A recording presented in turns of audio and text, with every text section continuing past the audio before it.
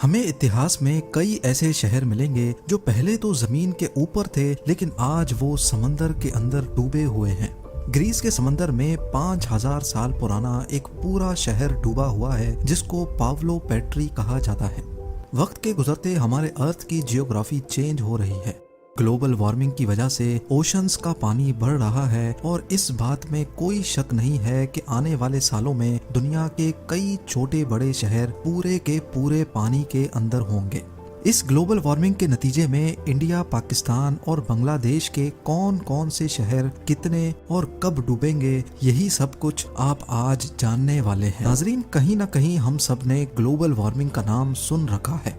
हमारे प्लेनेट का average temperature दिन ब दिन बढ़ता जा रहा है, जिसकी वजह से ग्लेशियर्स तेजी से पिघल रहे हैं। ईयर 1880 से लेकर आज 2022 तक हमारे अर्थ का एवरेज टेम्परेचर 1.4 डिग्री सेल्सियस तक बढ़ गया है। और अगर सिर्फ पिछले 20 सालों को देखा जाए तो हर साल पिछले वाले से ज्यादा गर्म होता है, जिसका मतलब है कि ग्लोबल वार्मिंग का रेशो तेजी से बढ़ता जा रहा है। और नासा के मुताबिक इस बात के 95% चांस हैं कि ये ग्लोबल वार्मिंग ह्यूमन एक्टिविटी की वजह से हो रही है, जिसमें मास लेवल पे डिफॉरेस्टेशन और फॉसिल फ्यूल्स का इस्तेमाल होना भी है। फॉसिल फ्यूल्स के जलने की वजह से मुख्तलिफ गैसेस एटमॉस्फेयर में इकट्ठी होकर ग्रीन हाउस इफेक्ट पैदा कर देती हैं। अब इसके नतीजे में दुनिया भर में मौजूद बर्फ के ग्लेशियर्स आहिस्ता आहिस्ता मेल्ट होकर ओशंस का लेवल बढ़ा रहे हैं।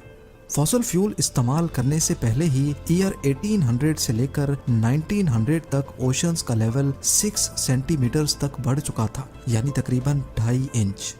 लेकिन फॉसिल फ्यूल्स इंसान के हाथ लगने के बाद से ओशंस के लेवल में खातिर खा इजाफा देखा गया। ईयर 1900 से लेकर 2000 तक ओशन लेवल्स में 19 सेंटीमीटर्स का इजाफा देखा गया है, जो पिछले 100 सालों के मुकाबले में करीब 3 टाइम्स ज्यादा है। इससे भी बुरी खबर यह है कि अगर ईयर 2000 से लेकर आज 2022 तक सिर्फ इन 22 सालों को देखा जाए तो ओशंस का लेवल पिछले 100 सालों के मुकाबले में डबल स्पीड से बढ़ रहा है। नेशनल एटमॉस्फेरिक एडमिनिस्ट्रेशन का कहना है कि अगर इसी स्पीड से ग्लोबल वार्मिंग होती रही और ग्लेशियर्स मेल्ट होते रहे तो ईयर 2100 तक हमारे समंदरों का लेवल 2.5 मीटर्स तक बढ़ जाएगा। और ये वाकई एक बहुत ही अलार्मिंग सिचुएशन है। यानी ईयर 2100 तक वो कोस्टल सिटीज जो बिल्कुल समंदर के साथ लगी हुई हैं और जिनकी एलिवेशन भी सिर्फ 2.5 मीटर या उससे भी कम है, वो आधी से भी ज्यादा समंदर के अंदर होंगी। जैसा कि थाईलैंड का कैपिटल बैंकॉक, यहाँ की एवरेज ऊंचाई गल्फ ऑफ थाईलैंड से सिर्फ 1.5 मीटर ऊंची है। लिहाजा ईयर 2100 में बैंकॉक कुछ इस तरह दिखेगा। बांग्लादेश के कैपिटल ढाका में बुरी गंगा रिवर के किनारे अच्छी खासी आबादी पानी के अंदर होगी। अजरबैजान की बात की जाए तो बाकू का ज्यादातर कोस्टल एरिया पानी की नजर हो चुका होगा। सिंगापुर के आउटस्कर्ट्स में बने कई प्रोजेक्ट्स डूब जाएंगे, जिसमें सिंगापुर पोर्ट भी शामिल है। इसके अलावा नेदरलैंड्स के एम्स्टरडैम और रॉटरडैम समेत करीब आधे से ज्यादा मुल्क ही कमर जितने पानी के नीचे होगा। और मालदीव्स में मौजूद सारे आइलैंड्स और उनमें मौजूद रिजॉर्ट्स का तो नामो निशान भी नहीं रहेगा। यानी ईयर 2100 तक करीब 1.5 अरब लोगों को इन मकामात से हटकर कहीं और शिफ्ट होना पड़ेगा। अब ये तो हमने बात की सिर्फ उस सिचुएशन की जब 80 सालों के बाद समंदरों का लेवल 2.5 मीटर बढ़ेगा। लेकिन वर्स्ट केस सिनेरियो ये है कि अगर दुनिया में मौजूद तमाम ग्लेशियर्स मेल्ट हो गए तो तब क्या होगा। एक एस्टीमेट के मुताबिक अगर मेल्टिंग रेट इसी स्पीड से चलता रहा तो 5000 सालों के बाद पूरा ग्रीनलैंड, आर्कटिक रीजन, आइसलैंड और तमाम ग्लेशियर्स मेल्ट हो जाएंगे और इनकी वजह से हमारे ओशंस का लेवल 70 मीटर तक बढ़ जाएगा। लेकिन जरूरी नहीं है कि ये नौबत 5000 सालों के बाद ही आए। जिस तेजी से इंसान दिन ब दिन नेचुरल रिसोर्सेज को एब्यूज करके आबो हवा को खराब कर रहा है, लगता ये है कि ये नौबत 2000 सालों में ही आ जाएगी। तो इस सिचुएशन में हमारा अर्थ कैसा दिखेगा, और सबसे बढ़कर ये कि हमारे सब कॉन्टिनेंट में इंडिया, पाकिस्तान और बांग्लादेश के कौन कौन से शहर अंडर वाटर सिटीज की दास्तान बनकर रह जाएंगे। सबसे पहले हम शुरू करते हैं बे ऑफ बंगाल से। आपको शायद ये देखकर शौक लगेगा कि करीब पूरा का पूरा बांग्लादेश बे ऑफ बंगाल की लपेट में होगा और अगर इसके कैपिटल ढाका की बात की जाए तो ये 30 मीटर 100 फीट गहरे पानी के अंदर डूब चुका होगा। इसके साथ साथ बे ऑफ बंगाल इंडिया के कई हिस्सों पे भी अपना कब्जा जमा लेगा। जैसा कि आप देख सकते हैं कि कोलकाता से लेकर माल्टा और पटना समेत मुजफ्फरपुर तक ये सारा रीजन समंदर के नीचे होगा। बे ऑफ बंगाल का कोस्ट जो आज बांग्लादेश और इंडिया पे लगता है, 70 मीटर्स बढ़ने के बाद वो नेपाल और भूटान का कोस्ट कहलाया जाएगा। इसी तरह जहां अभी ईस्ट इंडियन कोस्ट है वो 50 किलोमीटर तक अंदर की तरफ खिसक जाएगा, जिसकी वजह से यहाँ भारी आबादी वाले शहर बुरी तरह से असर अंदाज होंगे। अगर हम सिर्फ चेन्नई की बात करें तो ये 200 फीट पानी के अंदर होगा।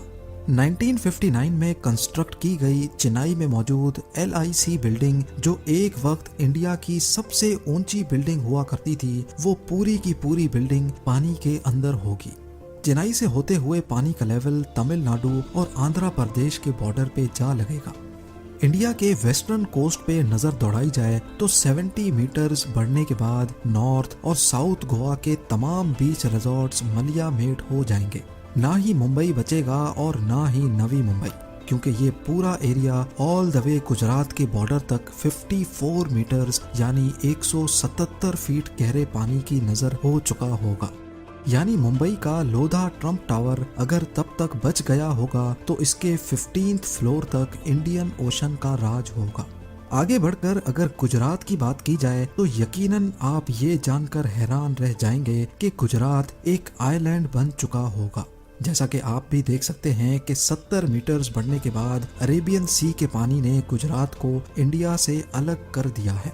और अगर तब तक इंसान की नस्ल बची तो अहमदाबाद शायद कोई बीच रिजॉर्ट में कन्वर्ट हो जाएगा, क्योंकि अरेबियन सी का बॉर्डर आगे बढ़कर अहमदाबाद तक जा लगेगा।